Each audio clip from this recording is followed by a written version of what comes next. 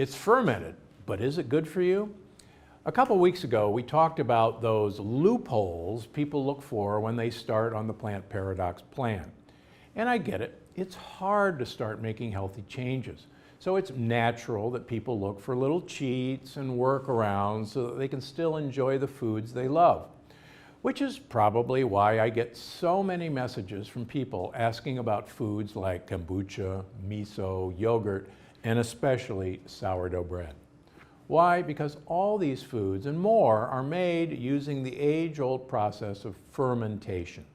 So today, I want to shed light on the truth about fermentation, including which fermented foods are A-OK on the plant paradox plan and which you should probably avoid. Yes, even though fermentation kills lectins. And that's where we'll start, with the relationship between lectins and fermentation. Maybe you've heard me say it before, fermentation kills lectins. It's true.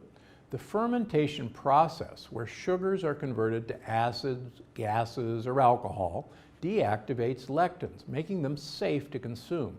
And the fermentation process also creates plenty of gut-healthy probiotic bacteria. So you'd think it'd be a win-win. So why is it that we can go nuts on some fermented foods like sauerkraut, kimchi, and true fermented pickles, which you likely won't find at the grocery store, but there are others that you still need to avoid? Well, let's talk a bit about the fermented problem foods, starting with one of the most popular, yogurt. Sure, it's fermented, and that's fantastic. But if you're buying yogurt here in the United States, chances are it's still pretty terrible for your gut for two reasons. First, most yogurt you see at the grocery store is loaded in sugar, whether it's from added fruit, little bits of candy, or it's just plain old sweetened. And as you know, sugar feeds those bad bugs in your gut. Not great. And second, even if you find a yogurt that's low in sugar and high in protein, chances are it's still made with A1 milk.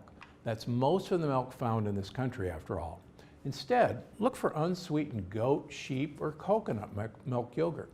You'll enjoy that tangy, fermented flavor without the added sugar and the dangerous casein A1. Okay, next up, everyone's favorite fermented drink, kombucha. Now, I've talked about kombucha here on this channel before because I get a lot of questions about it, and I understand it's everyone's favorite health drink. It's a little sweet, a little bubbly, a bit fruity, and if you're trying to kick soda, it seems like a really good alternative.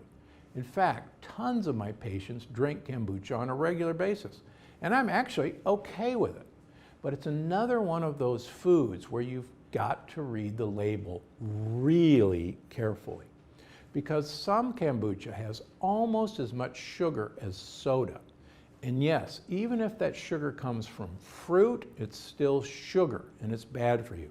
Plus, if kombucha is really high in sugar, that means it was added after the fermentation process, just to keep your taste buds and your bad gut buddies happy.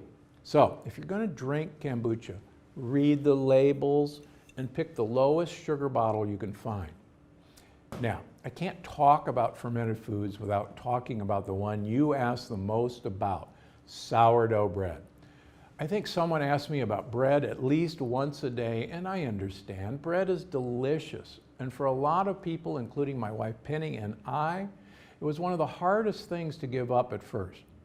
So it's often one of the first foods people look to replace.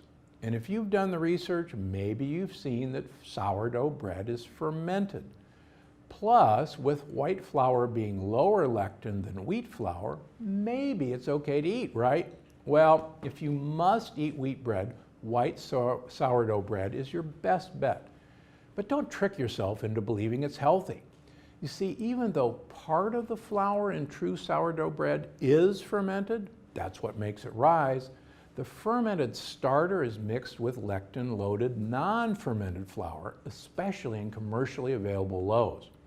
So, unless you're making bread yourself and letting the whole dough ferment, which admittedly would make a really sour bread, you're still eating non-fermented wheat with every slice. Now, believe it or not, bread isn't the only controversial food out there, which brings me to my last questionable fermented food, miso. What makes it questionable? Well, it's made of soy, and soy in general is double trouble. First, it's loaded in phytoestrogens. Those are estrogen-like compounds that trick your body into doing strange things hormonally speaking. Second, it's a bean, and you know that beans are loaded in lectins. But when you check out my upcoming book, The Longevity Paradox, you'll notice that I include miso in quite a few of my recipes. Why? Well, miso is an essential part of the Okinawan diet. That's the diet of some of the longest living people on Earth. And you can feel good about telling people to go ahead and add a little miso paste to their diets, especially if they want to live a long, healthy life. You see, the soybeans in miso are fermented for 6 months minimum, so that you can bet that the lectins are pretty darn dead by the end of that time. Just be aware, it is a high sodium food, so if you're concerned about your salt intake, use moderation. But don't skip out on miso entirely. It's actually pretty fantastic for your immune system, your gut, and your overall health. And if you're looking for fermented foods you can eat, remember, sauerkraut and kimchi are amazing for your health. And so are goat's milk and coconut milk yogurt. If you're comfortable in the kitchen, try fermenting your own pickles. Just please peel and deseed the cucumbers first. And don't forget, just because it says fermented on the label doesn't mean it's magically good for you. If you're not sure, it's best to skip it or leave a comment and ask me directly. Because I'm Dr. Gundry, and I'm always looking out for you.